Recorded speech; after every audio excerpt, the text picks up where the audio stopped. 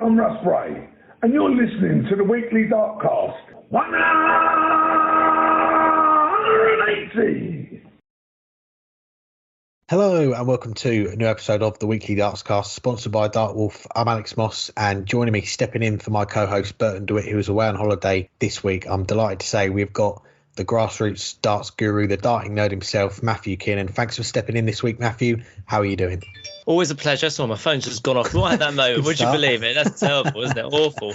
You wouldn't get this with Burton. Phone's on silent. Come on. Oh, I do apologise. Yes. So yes, you wouldn't get that level of professionalism with when Burton is in the hot seat. So always big shoes to fill when I'm given the call up from the subs bench. But great to be here.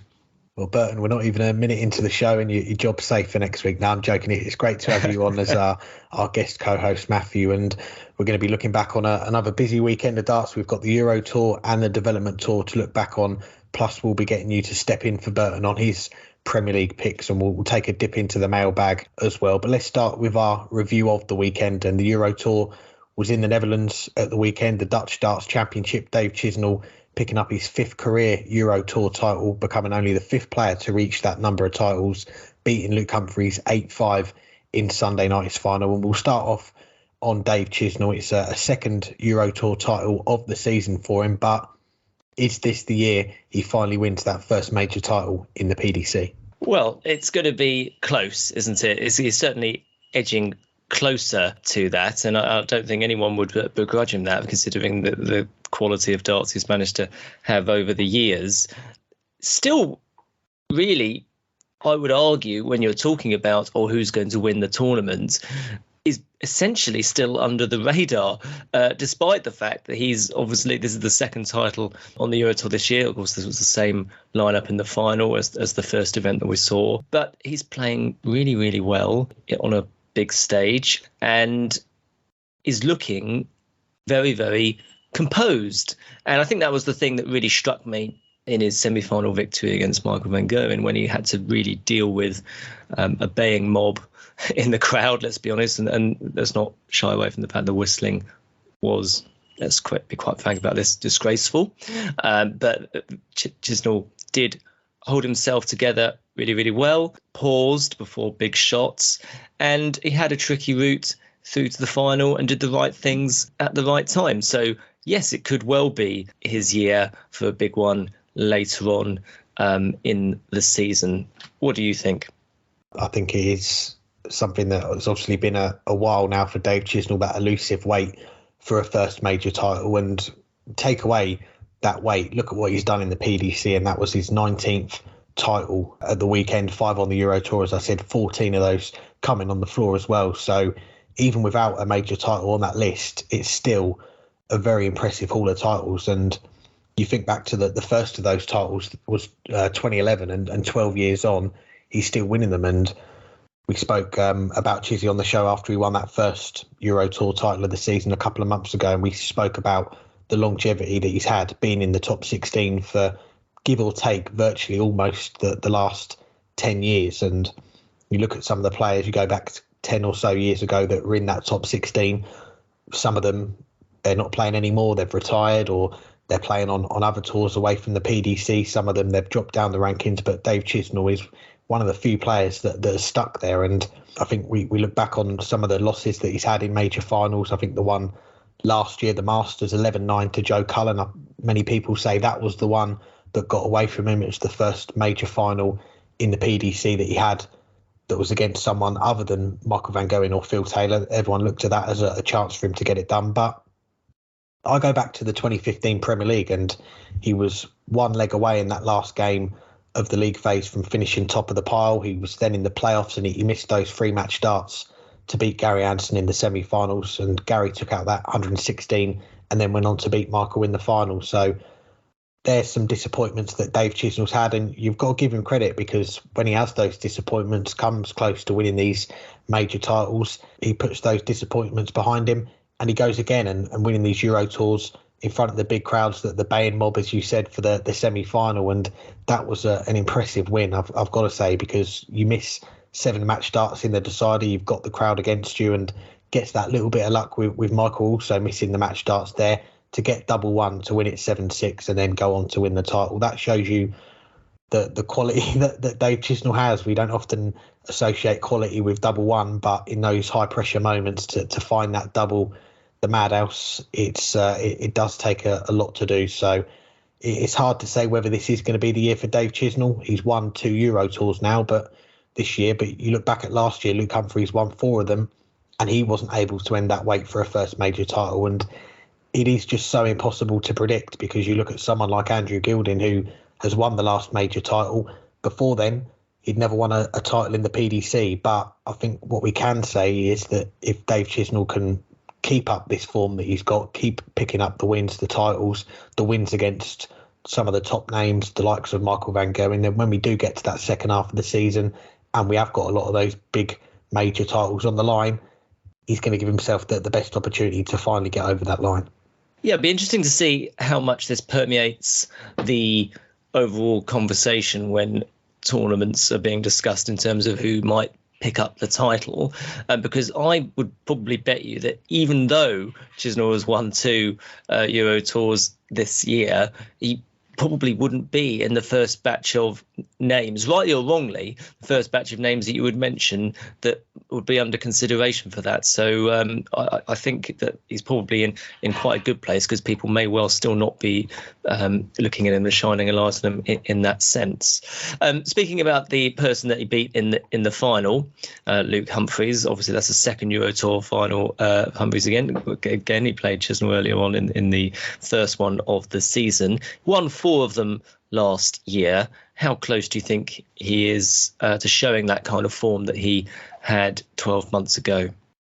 Yeah, I don't think he's far off it. And actually, if you go off of our friends at Darts Oracle, they've got Luke Humphries' average for 2022 for the year as 97.33. And then you go to this year, 2023 so far, and they've got it as 97.70. So according to that metric, he's actually performing a little bit better than he was last year. And as you say, Sunday, that was a repeat of the first Euro Tour final of the year. And afterwards on the show, we spoke about Chizzy, him winning the title. We also spoke about Luke getting to his first final of the season and how important that run was for him after the disappointment of missing out on the Premier League. And I think Luke has handled that disappointment really well. I don't want to go over old ground here, but it was hard to find a predicted Premier League lineup from a darts fan or a pundit on Twitter before the lineup was announced that didn't have Luke Humphries' name in it. But he's responded well to that setback, and he said in his interview on stage after the final at the weekend that he was gutted not to win the title. But 2 finals on the Euro Tour this year, it does feel like he is heading in the right direction again. And it was only a few weeks ago that he had to pull out of a few of these Euro Tour events. I think he had an illness at the time, so he missed a couple of those events, and then he had that 6-1 defeat to Daryl Gurney on the previous Euro Tour weekend. But he's bounced back well. He's got to another final, and looking at the run that he had, it was a tough run because he had to beat 3 major champions in his first 3 games: Ross Smith, Andrew Gilding, Danny Noppert, then Damon Heta as well. And that was a game that neither player played at their best, but he was able to win that 1-7-3. And unfortunately for him in the final, fell short, fell behind early on 4-1, got it back to 6-5, and then Chizzy pulled away again. But had Luke won that final, he would have gone above Rob Cross into number 5 in the world. That would have put him in that provisional spot alongside Michael Smith for the England World Cup team. There is still a few more events to go, 3 more Euro Tours, 2 more Players' Championships before the cut-off. So that's quite an interesting race to follow for the rest of this month. Is Luke Humphries going to get that spot ahead of Rob Cross? There's around 12,000 between them at the moment. But in terms of Luke's game, yeah, I think it is on the up again. And got to say, a few loose darts in the finishing when he was trying to set up a shot on the double, and he'd go outside the number segment that he was aiming for. And the biggest example of that was in the final, the 4th leg, which Chizzy would go on to win in 11 darts to break for 3-1. Luke was the first one with a chance. He had a shot at 76, hits the single 5, and wasn't able to rescue the situation with the second dart. So he ended up not getting a shot at a double on that finish. And there were times during the weekend that he was able to salvage that loose first dart, get a treble, get a double to win the leg. But there are only so many times you can do that. And I guess that is nitpicking a little bit. But I think when we see Luke start to play in these tournaments regularly again, as I said, he had that little bit of a break. I think he's going to tighten up on that, and those fine margins, if he can tighten up on those, then yeah, I think he is going to be a contender for those majors again for the rest of this year. Yes, and I think that the Danny Noppert game needs to be mentioned. He deserves very high praise for the way that he handled that, because again, it was the baying mob, sort of booing and whistling and hissing while he was playing. So he certainly dealt with that very, very well, showed great composure. It is mind-boggling to me because it was only a couple of years ago, it was 2017, 2018, when I first started in earnest of going to the local events, including Basingstoke, one of my favourite haunts. And Luke Humphries was very much on the rise at that point as a very talented youth player, and we know what he's achieved in the youth game throughout now, and that's translated into the senior game. It is mind-boggling to me that, you know, there's a guy in the crowd, but obviously a very nice young man, and is now number 6 in the world. That will just it's why I love sport. It's always really great to see players go on that journey, and he's still, as far as I can tell, a very genuine, nice guy with a lot of time for everyone that goes to speak to him. So full credit to him for that. He's ranked 4th in the averages on the floor for this year, and he's had 2 semi-finals from sort of 10 Pro Tours. So that's perhaps not a very big return for someone that's ranked 6th in the world, perhaps, but encouraging signs, as you say. And it'll be interesting to see where he goes from here. Just some other factors from the event, some other footnotes, if you will, that it'd be quite nice to hear your opinion on, Alex. More tournaments in the Netherlands is what I've written down on my notepad here. I think, you know, despite my issues with the crowd, it would be great to see a few more tournaments in the Netherlands, try and move away some from Germany into the Netherlands, because surely the event at the weekend proves that there is a definite sustainable market there that can make the PDC a lot of money, which is basically what it comes down to, as we know, because we know that the Netherlands absolutely love darts and always will do. Lovely moment with Michael van Gerwen, I thought, after his second round victory, where his daughter Zoe got on the stage. That was really wonderful. Made me tear up a bit because all being well, touch wood, 3 weeks time I should be a father as well. So maybe it's the emotions, Alex, that got to me when I was watching that. Gary Anderson's big return, well, that was cut short. Of course, Robin Vanecki did extremely well in their contest, so poor Gary, a big build up for his return, and then it was cut short very quickly.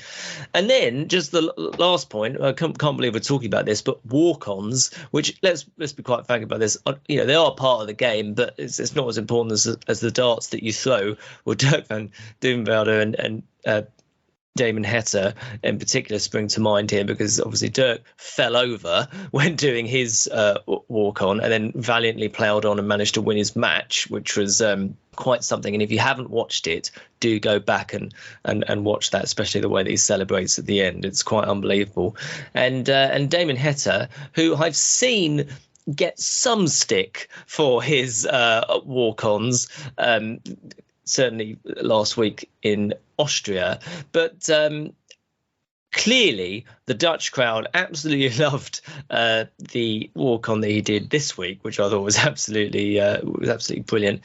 And there's a guy who was also able to back it up with the darts that he was throwing, so clearly living his best life. Was there any of that stood out to you, Alex? No, certainly like all of that. And starting off with, I've just made a note of what you were saying there, so I remembered everything. But the starting point there with the Euro Tour, and this is obviously the only Euro Tour that we're going to see in the Netherlands this year. Should there be more? Certainly, yes. I'd love to see maybe 2 or 3 Euro Tour events held in the Netherlands. And I was just looking at this event, the Dutch Darts Championship, 2018, 2022, 2023. It's been held 3 times, and it's been held in 3 different venues. And you've also had the former event, the Dutch Darts Masters, that was first held in 2012, again held in various different venues. So the PDC, it looks like they are looking at different venues in terms of Euro Tour events to be held in the Netherlands. Is there a market for a second one? Yeah, I certainly think that there could be going forward. And it's a case of if they're going to take one out of Germany or maybe they add to that list of 13 for next year. We don't know. We do know there is going to be one in Switzerland next year. That was announced pretty recently. So that's going to be a new country for the Euro Tour.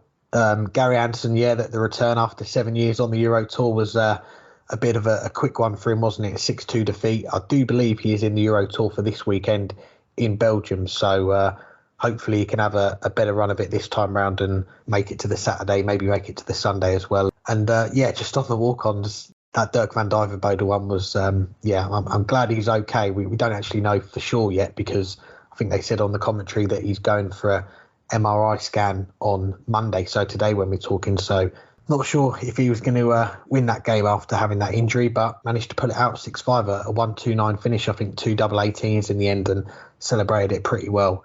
And just lastly on Damon Heta, he's setting the bar high. I think with these walk-ons, seems to be pushing the bow out every week. He did say at the weekend that he's not going to do it every single walk-on for the weekend. He needs to concentrate on his game as well, but certainly the first one of the weekend to have a bit of fun.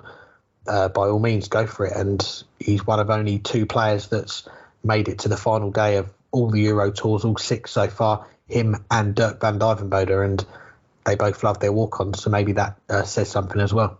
Now then, let's move on to the development tour, and we saw the second weekend of the season take place in Wigan at the weekend, and just run you through some of the winners that we had. And Wessel Nijman, his first win since coming back from his ban. He won the first event of the weekend. Sebastian Białecki and Kieron Tihan among the winners as well. But one player that we're going to speak, I'm sure, about in a moment, Gian van Veen, making that trip. He played on the Euro Tour on Friday. He was then back in England and he managed to win 2 of them. And the race for that top spot, heating up quite a lot after those 2 titles. He's closed the gap to Luke Littler at the top, less than £500. But is Gian now the biggest threat to Luke Littler finishing top of the pile in the development tour? Yes, in a word. I mean, it's amazing that he was able to fly back and still play at the level that he did. I think that is absolutely amazing and really does show just tremendous commitment from the young man. And I think that he could be, it's definitely going to be close, isn't it, between him and Littler? There's only, let's have a quick look here, £450 that separates them now. And then there's quite a big gap between him and Nijman, as you say. 2 tournament victories. What stands out, some absolutely monster averages. Now, fair play, they do play best of 7 for most of the development tour. But in the first tournament, he won 300 plus averages. And then in the second one that he won, there was a 113 average, just 113, Alex, in his semi-final victory. So it's looking very good for him, and it's going to be a very thrilling finish to the development tour this year. Yes, another tour that we enjoy following. What do you think? Yeah, and you're going to hopefully hear from Gian on the show a little bit later on, and he'll explain the logistics of him even being able to play on the development tour on Saturday because of that first tournament of the weekend. Wasn't in Wigan for him. It was playing on the Euro Tour in the Netherlands on Friday. Lost out a very close one, 6-5 to Gabriel Clemens on the Friday night. And he was tweeting on Saturday morning, 5:30 in the morning, that he was at the airport ready to make that flight over to England to play. And his first game was at 10:30. So he said it might be tight to make the first event, but he did, and plays the first game, and 4 hours later, 8 games later, and he's won the title. And as you touched on there, some of the averages that he was able to produce over the weekend, and particularly in that first event as well, because I think he probably only had maybe 3 or 4 hours sleep before he was coming over to play that day. So that shows you the energy levels that he's got, being able to produce that level. And again, there was only one event on the Sunday, played 2 events Saturday, 1 event on the Sunday, and he goes 2 out of 3. And the highlight, that big average in the semi-finals against Jared Cole, 5-0, and Jared himself averaging 102 in that game as well. But to win that event, and you look back to the first game of that Sunday, 4-3 against one of the other winners of the weekend, Sebastian Białecki, who had match starts in the decider, wins that one, and then goes all the way to win the title. So 2 titles for the weekend. Yeah, it's put Gian right in contention for that top spot, £450. And as far as Luke's concerned, the gap for him in the race for the tour cards the 2 tour cards and the 2 World Championship spots, it's still a very big lead that he's got. It's hardly been eaten into over the weekend, but we're assuming that top spot is going to get you in the Grand Slam. So there is a lot to play for in terms of finishing top of the pile as well. And we spoke a lot about Luke after the first weekend, his debut on the development tour, banking $7,000, winning 2 titles, making another final. Well, wasn't as good this weekend, but he did still make 3 quarterfinals out of the 5 events, and the 3 quarterfinals, 2 of them he lost 5-3, one of them 5-4. So some close defeats in there, but Gian with the 2 titles, it has opened the door for that race for the top spot. So yeah, I think he is the main contender. You've also got to look at someone like Wessel Nijman, who is now top of the overall averages for the development tour, 92.60, which is a full point clear of Luke Littler at 91.58. And what a start to the weekend that he had. His comeback year, winning the first title of the weekend. He had some big averages in there as well. And okay, the 4 events for the rest of the weekend after that, he lost out 2 last 32s, 2 last 16s, again losing some tight games. But I think there's still plenty of events to go for him to have a say as well. We're not at the halfway point. We've still got 3 more weekends, 14 more events, and got to mention that the prize fund as well. We've gone from $2,000 to $2,500 to the winner, and that's a £1,500 swing just for that one game. So if you can win a title, it is going to make a big difference in terms of the rankings. You've only got to look at someone like Gian van Veen, who's in 8th, but he's made 2 finals. If he won one of those or won both of them, he would be right up there in those top 4, top 3 spots. And one other player I'll mention as well, who I still think could have a say, and that's Nathan Rafferty. He's in 4th spot. He's not won a title yet, but he's got 9 of these titles. He's won 5 last year, and if he can match what he did last year, win 5, then he'll go level with Ted Everts for the most titles, 14. So 3 weekends to go. That's going to be a big ask for him, but we've seen before that he can certainly have a big say in these weekends and win multiple titles.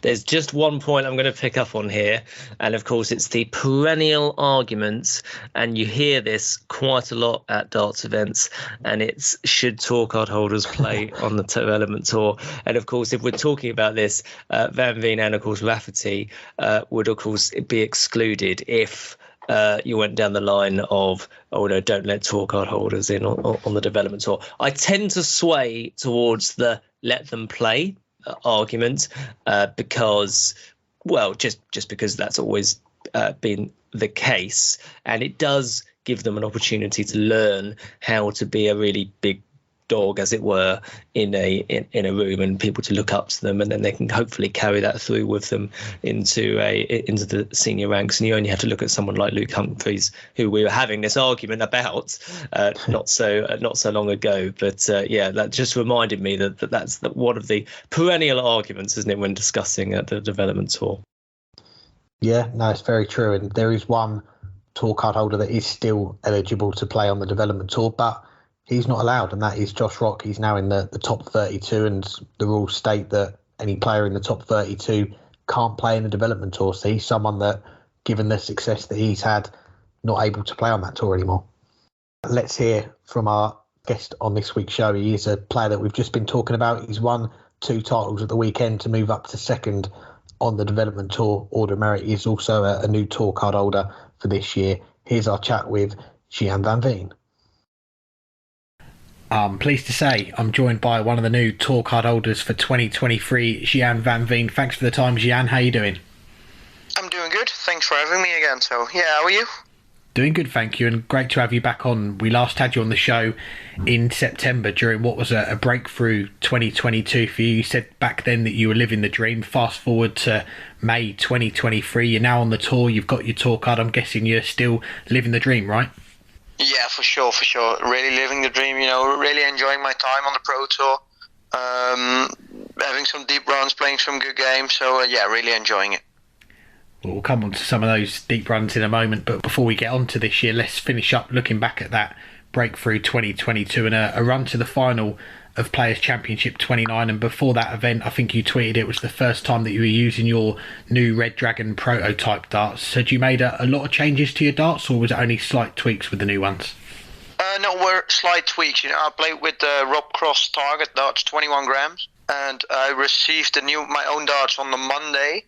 and it was exactly the same dart, only some more micro grip at the front, which I requested. So, and I received them on the Monday, as I said, and I played. The first tournament I played with them was the ProTour on the Friday, so it's like 4 or 5 days later, and I made the final. So I told Red Dragon immediately, these darts are quite okay. I like to play with them. So that went really well as a first tournament with the new darts. Definitely did. Well, a couple of weeks earlier, you made the quarterfinals on the Pro Tour, but this run, you break new ground. A 109 average earlier in the day. You passed 3 figures for the average to beat Willie O'Connor in the quarterfinals. You do it again to beat Dave Chisnall in the semi-finals. What's going through your head in that short break before you go to play the final? Yeah, it was unbelievable, especially when I played Chisnall in the semis. I got 6-3 up, and in my head it was like, what am I doing today? What's happening? You're just there to add up the numbers normally when you don't have a tour card. So that was really weird. And when I won that game, it was, the venue was empty, and it was quite weird to still be in the race for the title and playing a phenomenal player and Gavin Price in the final. So quite a new experience, but I really enjoyed that day.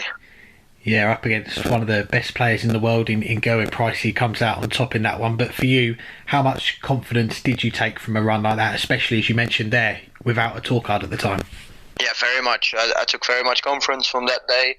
I even got into one of the qualifying spots not really, but eventually in one of the qualifying spots for the Play Championship finals. So that was a great experience as well, and just to have a day like that with the full-time pros was really great. Yeah, you mentioned it. You got that late call up to play the Players' Championship finals, and then there's a break for you in terms of PDC competition before you go to Q School. But I'm sure you were busy playing other events, staying sharp during that time. But how are you feeling going into Q School this year? Because I'm sure you saw a lot of people were tipping you to win a card. Did that bring any added pressure, or were you able to blank all that out? Yes, it did, of course, when everyone makes their list like they always do for the Q School, and everyone puts you as one of the maybe the first or maybe the second name to put you down as a guarantee to get a tour card. You just have to do it, and it's easier said than done. So of course that adds pressure, because when you don't make it, everyone's like, oh, what happened? But no, I think I handled it quite well. Of course, I got the tour card in the end, and it doesn't matter how you get it, as long as you get it. If you finish first, or you win the first day, or if you finish like last, the 10th place or 9th, as I did on the ranking, it doesn't matter. As long as you get the tour card, the job is done, and then the real work starts. So yeah, it was some more added pressure, but really happy to get that tour card eventually. And just looking back on Q School that final day, as you mentioned, you finished up 9th on the final European Order of Merit. The top 10 all got tour cards in the end. What was that final day like for you in the moment when you found out that you had done enough and you did have a tour card? Yeah, it was a stressful day. I think I was 8th, maybe 9th, going into that final day. So I knew I had to take some points to win at least 2 or 3 matches. To guarantee myself that tour card, and luckily I did. I played, I don't even remember. I think I played Jesus Nogueira first game, then Benjamin Prattnamer as well. So I played some quality players as well, but I knew I had to beat them to still be in the race for the tour card. And when I looked at darts rankings during the tournament, and I saw my name pop up in dark green to say that I was sure of a tour card, yeah, it was just amazing. There was an amazing feeling, and it was an amazing experience to get that tour card at Q School. Good times, and we always enjoy Q School. The players that come through to get their tour cards is usually a mix of players that have already been on the tour, players that have never played on the Pro Tour before. But for yourself, you had a fair bit of experience playing on the tour last year without that tour card. Did it feel any different those first few weekends this year now that you did have a tour card, or did you feel quite prepared for it given you had those tournaments last year? Well, it was quite of a mix, because of course I played last year, so I knew what to expect, and I knew what was coming, and I knew every player that I had to come up against, of course, so that helps. But it's weird, because last year it was like, if you win, everything's a bonus, but now you're here. You're one of the top 1-8 players in the world. You want to show everyone what you're capable of, not just as a Challenge Tours player, but also when you're a pro. So felt some extra pressure, but right now, after a couple of weekends, you get used to it, and you don't really feel that pressure anymore. But especially the first weekend, I was like, yeah, last time you made the final, now show everyone what you can do. So that was different, but I think I'll adapted it well now, and everything's going fine. Yeah, it looks like you have. Looking at your results on the Pro Tour this year, you've already made 3 quarterfinals on the floor. You've claimed some scalps on the way as well. Is there any wins or tournaments in particular that you're most proud of how you've played this year? Yeah, as you said, I made 3 quarterfinals. I played. I think I lost in good games as well. In the tournaments that I didn't make the quarterfinals or didn't have a deep run. So I think I'm quite happy with overall performance. Not really one tournament that stands out or one particular game. Not really. Just happy with my performance overall of all the tournaments. Well, we do have to mention one of those quarterfinals in particular. When we last had you on the show, you mentioned that your idol was Gary Anderson. You got to play him in one of those quarterfinals. What was that experience like going up against him? Yeah, it was good. I already played him like 1 or 2 weeks before in the second round. And I lost to him 6-5 back then, so I wanted to get my revenge, but I missed, I think it was 6 or 7 darts in the first leg, and then Gary got the afterburners on, and before I knew it, I was 5-0 down, so that was quite a disaster going in that game, but it's great to play one of your heroes when you were growing up, and to give those guys a good game is what you want, and maybe even beat them, but that didn't work out that game, but I think I'll probably have another shot this year, maybe next year, and see what we can do against him. Yeah, I'm sure that time will come. And off the board, when we last spoke, you said you were about to go into your final year with school. It was going to be a busy year for you as well. We're coming towards the end of that year now, I guess, school year. What's it been like juggling the darts and school these last 8 months?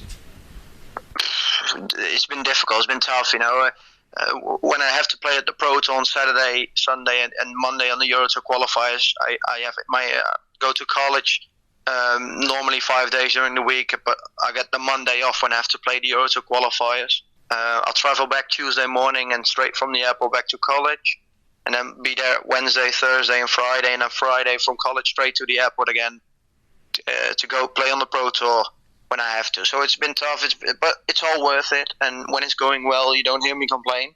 So, but yeah, 2 more months and then school should be done, so looking forward to that as well.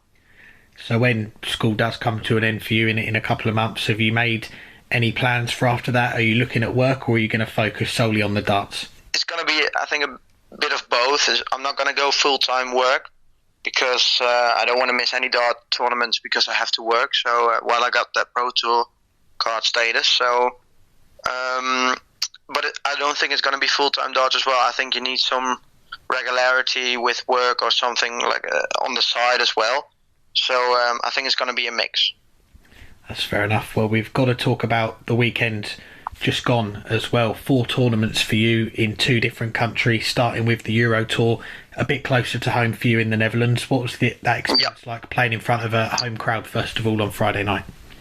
Yeah, it was amazing. I was happy that I got to play in the evening, because a lot of more fans were in the crowd, of course, and it's special to play in front of your home crowd with the people shouting out your name and singing some songs with your name in it. To hear that on the stage was the first time for me, so that was quite special. But of course, the result was a bit disappointing.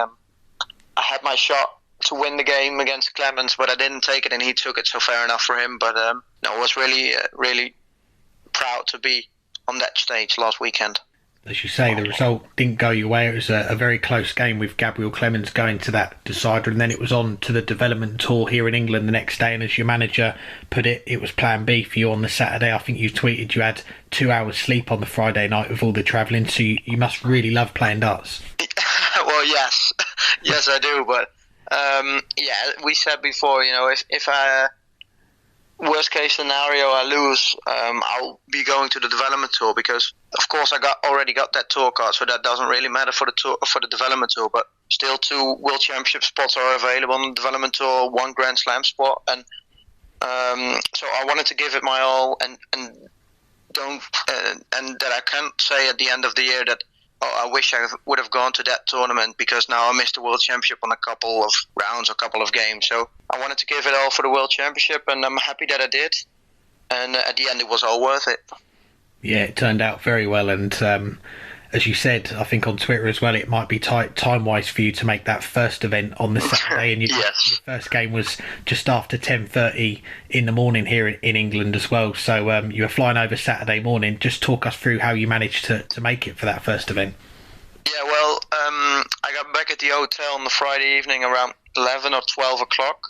And the alarm went at, I think it was 2:15 to go to the airport, because I had a flight to catch at 7 a.m. to Birmingham. But the tournament was in Wigan, so normally you fly to Manchester or Liverpool, because that's way closer.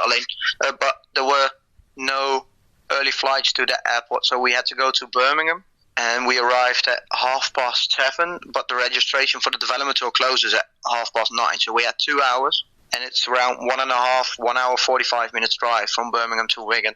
So we had 30 minutes, maybe 15 minutes to spare, but of course I had to pick up my luggage, get out of the plane, and customs and everything. So it was quite tight, but my manager was there to pick me up in Birmingham, and luckily my luggage went smooth, everything went smooth at the airport. So I arrived at, I think it was 9:20, so I had 10 minutes to spare for registration closes. And 1 hour later I was at the board and playing my first game, so it was tight, but luckily it worked out in the end. Yeah, no, it definitely did, and that's impressive to make it for that. And that first event of the day, you go all the way, win the title as well. And given what you just said there, that the preparation beforehand, all the travelling, is that title the one you're most proud of in the PDC? Yeah, I think so. You know, I played good games in that tournament as well. Didn't lose too many legs, I saw later, but especially with that preparation, as you said, it was tough. But really happy with my performance that day, and really proud of that title. And the weekend ended up going even better as well. The last event on the Sunday, you win that title as well, a 1:13 average in the semi-finals. Apart from feeling probably a little bit tired, what else were you feeling as you travelled home? Proud, you know, especially with all the trouble I went through travelling, and well, not really trouble, but just all the effort I had to put in to get there, to make it on time. And not only the effort I put in, but my girlfriend as well, she was there with me, and my manager to pick me up at the airport and drive for like 5 hours from his place to the airport to Wigan, and to drop me off at the airport back home and going home as well. So he put in a lot of effort for me, so I'm really grateful for that. But I was just happy that it was all worth it, and it wasn't for nothing. So yeah, I was really proud to be when I was back in the plane back home last Sunday. And as you mentioned as well, you've got the World Championship spots to play for in the development tour, the Grand Slam for the player who finishes top, and you're just £450 behind Luke Littler now, who had that incredible first weekend. But just want to finish off back to the main tour really, and for you this first year on the tour, what are the goals for the rest of the year?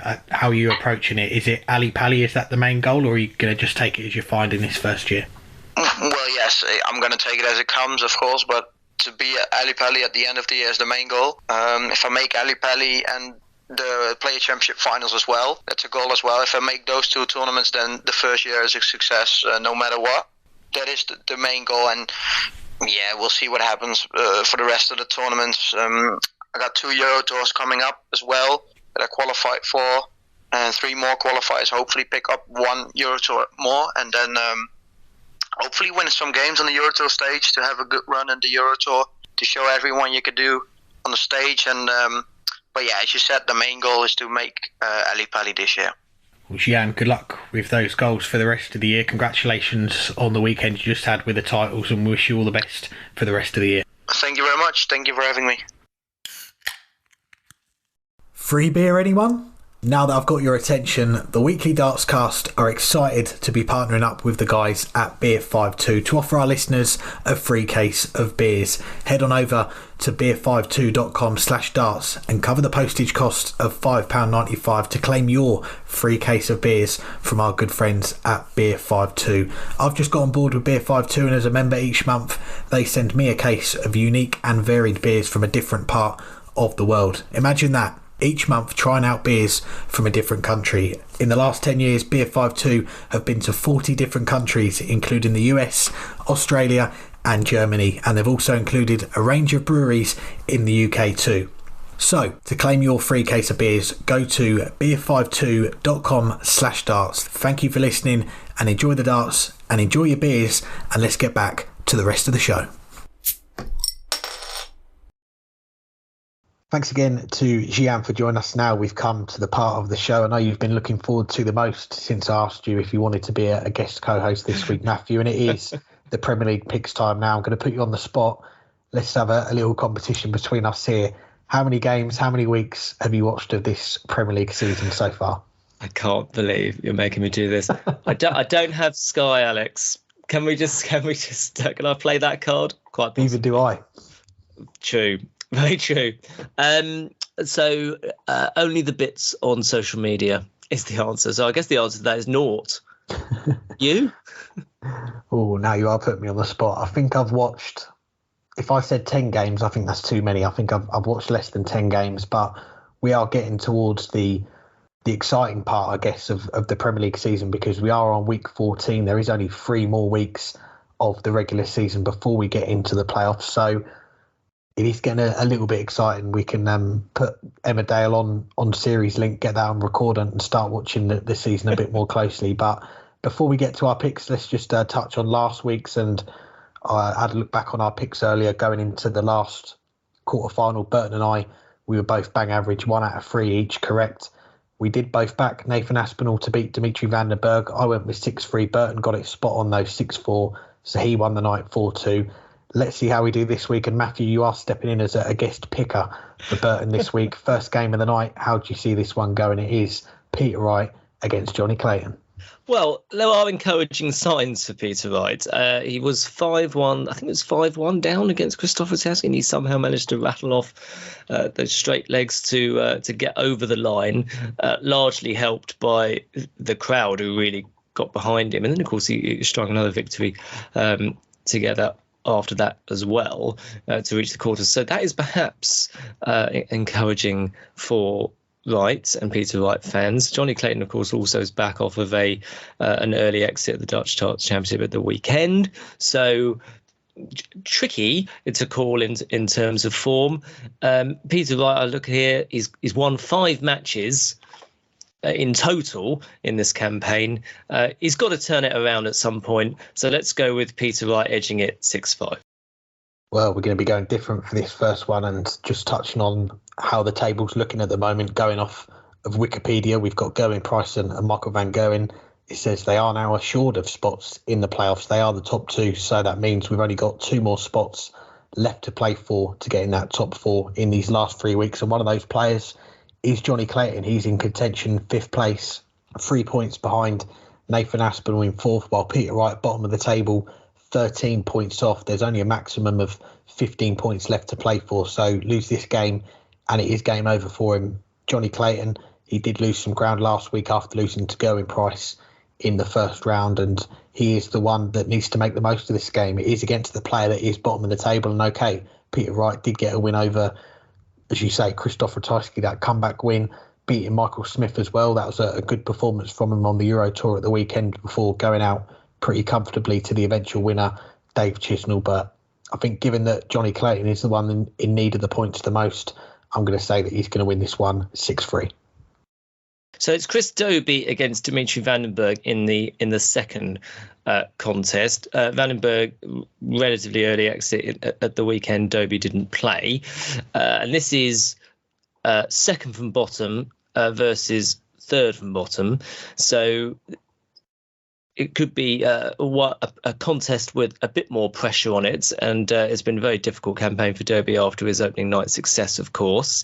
So difficult to call, but so let's see if let's go think positively and go against the tide and back Chris Dobey to edge it 6-4.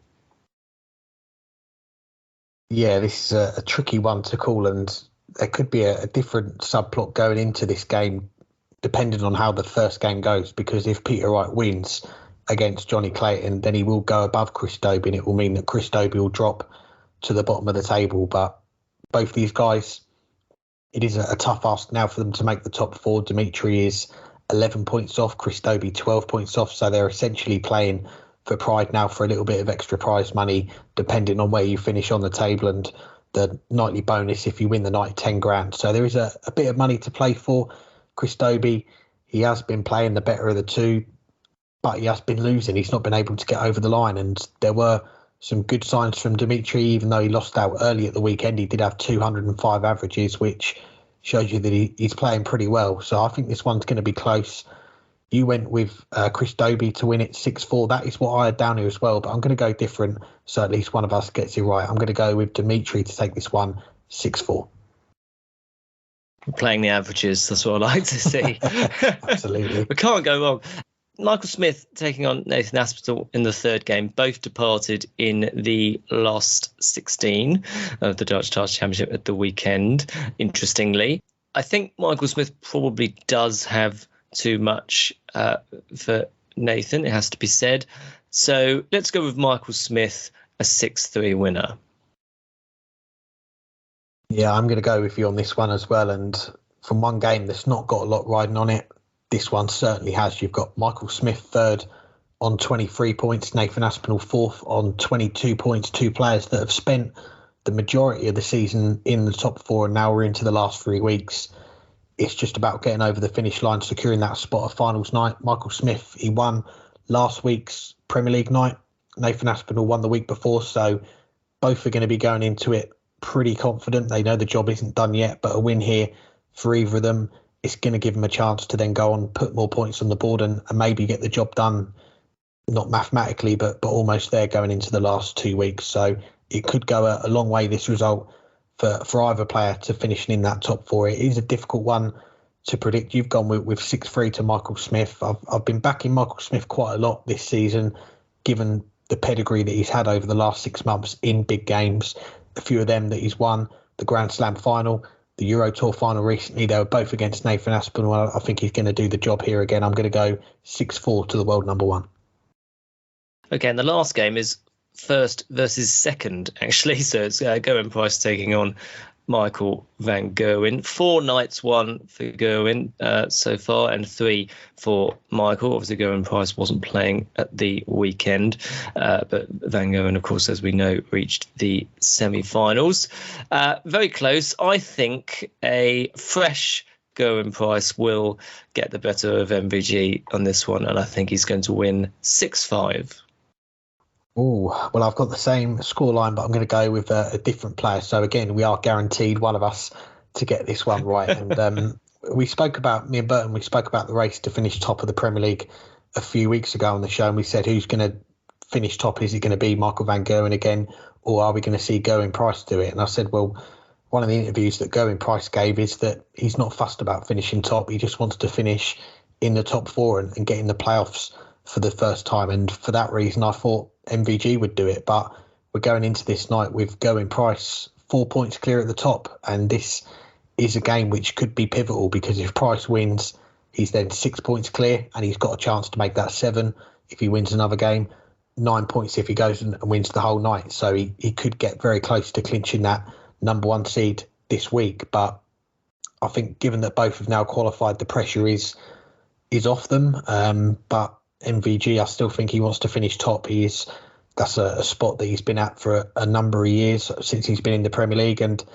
I think this is a game that he's got to win. It is a must-win game for him if he's going to finish top. So as much as Gerwyn Price has been playing the better of the two, he's had Michael's number as well quite a lot recently.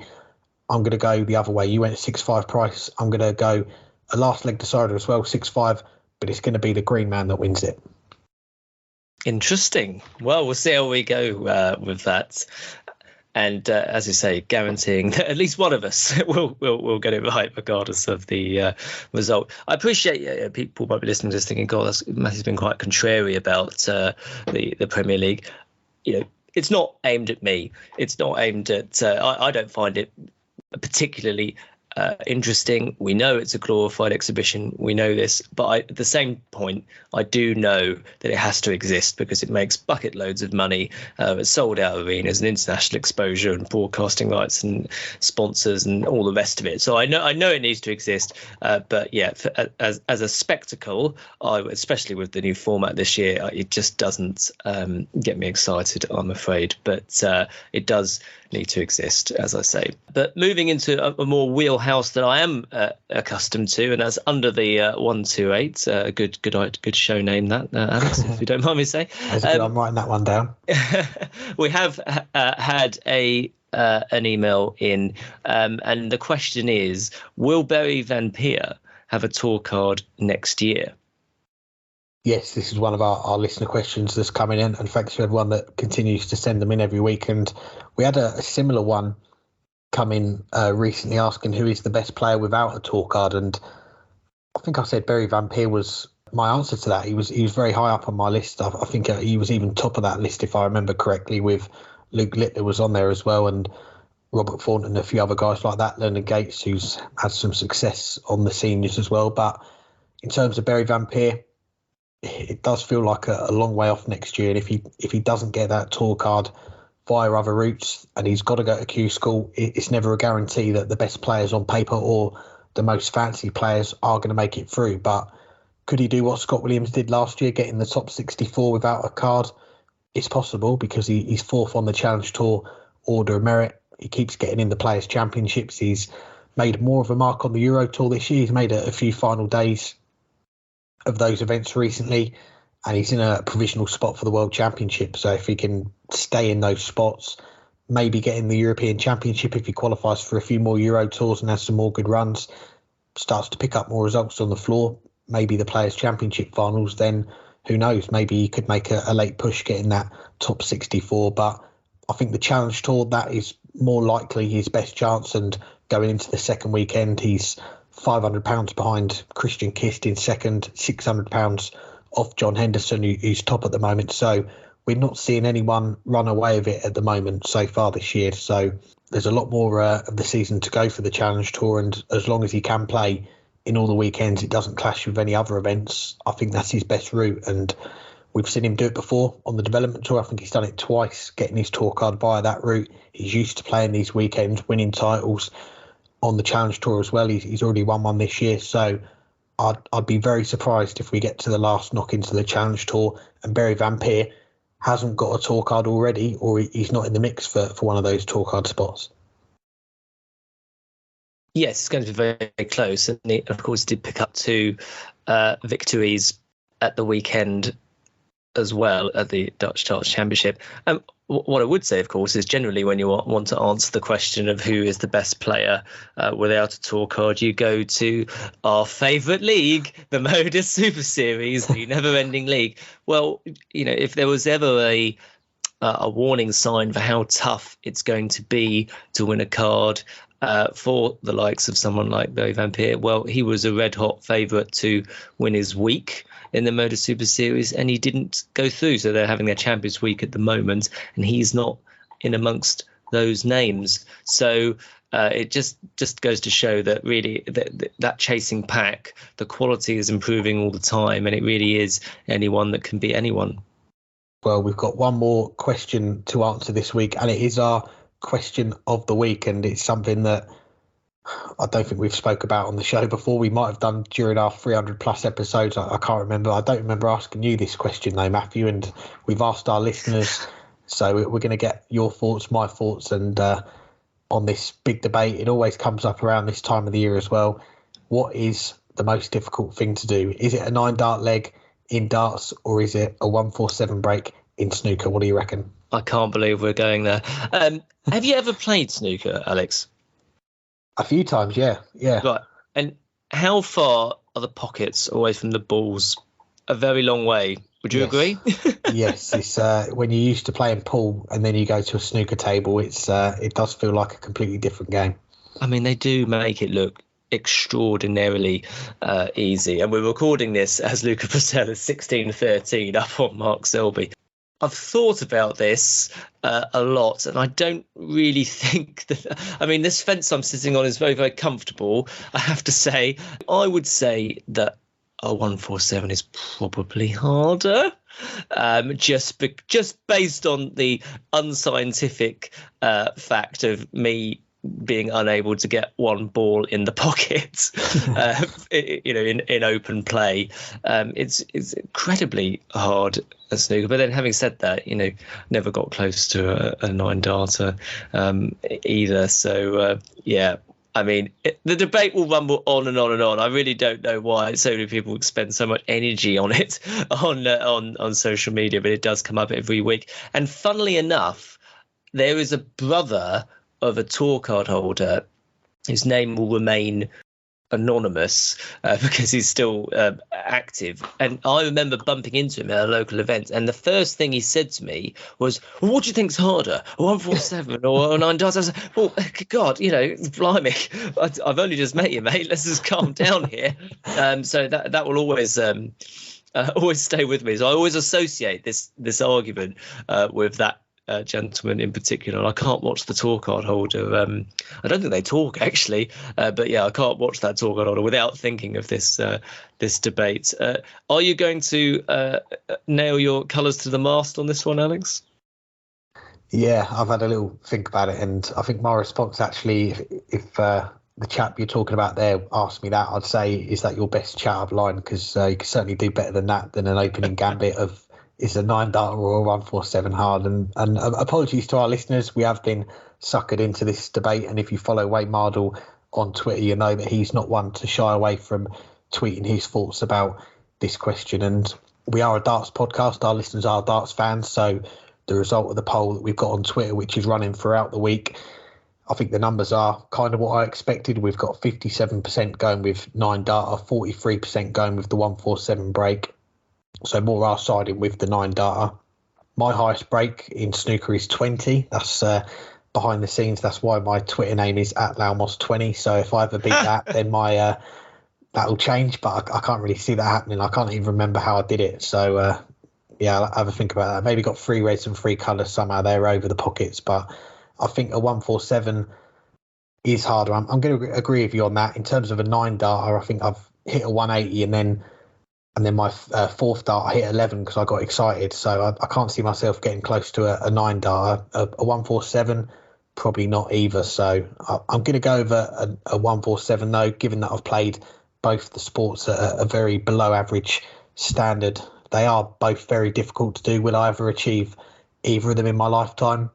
Probably not, but I'm gonna be not going to be biased in this. I'm going to look at it in both ways. And yeah, coming from a darts fan and a darts podcast, we've both gone with the 147, but hopefully this means we're not going to get cancelled next week. Absolutely. Just to say, I was 1 dart into a 9-darter last week, actually. So I'm getting closer. Just one last point. I know we're talking just to talk about snooker, just very briefly. Did you see the Just Stop Oil protester? You must have seen this, where he jumped on the table. Yes, I did see that. Well, what you may have not have seen is this was the Robert Milkins Joe Perry game, and actually what you may have missed is that when they came back, Robert Milkins responded really, really well, and he made a break of 114 in that first frame, and that break consisted of 10 oranges and 11 blacks. Hey. Very good. I think we've peaked. Well, Matthew, I was going to say anything else for this week, but I don't know if you can top that. No, possibly not. But yes, always nice to fill in for Burton, and thank you for the invite as always. No, it's a pleasure to have you on, and appreciate you taking some time out to step in for Burton this week. And we should, for any of our listeners who aren't following you on social media or follow your work that you do, Matthew, where can they find you? It's at The Darting Nerd. That's on Twitter, YouTube, please subscribe, and on Facebook as well. Thank you.